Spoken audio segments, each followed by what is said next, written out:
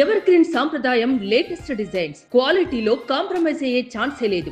Ambati silks Vijayawada.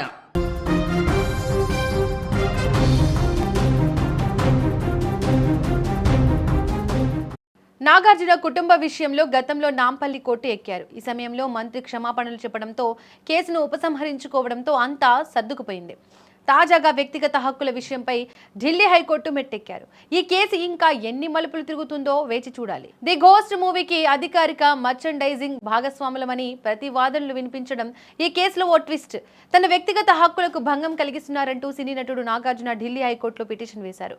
అనుమతి లేకుండా ఓ బట్టల వ్యాపారి తన పేరు, ఫోటోలను వాడుతున్నారన్నారు. ఈ కేసుపై విచారణ చేపట్టిన న్యాయస్థానం సదరు వ్యాపారిపై ఆగ్రహం వ్యక్తం చేసింది. నాగార్జున టీ షర్టులు మీరెలా అమ్ముతారంటూ సదరు వ్యాపారిని ప్రశ్నించింది.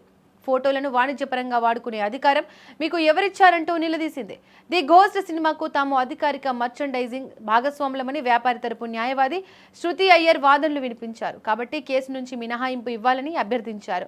ఓ మార్కెటింగ్ ఏజెన్సీ ద్వారా ప్రొడక్షన్ హౌస్తో తమకు ఒప్పందం ఉందని, నాగార్జున స్వయంగా ఆ వస్తువులను ప్రమోట్ చేశారని స్పష్టం చేశారు. దీనిపై నాగార్జున తరపు న్యాయవాది అభ్యంతరం వ్యక్తం చేశారు. ఒప్పంద పత్రాలు అడిగినప్పటికీ సమర్పించలేదని, కోర్టుకు ఇచ్చిన ఈమెయిల్ కాపీలు సైతం అసంపూర్తిగా ఉన్నాయని న్యాయస్థానం దృష్టికి తీసుకెళ్లారు.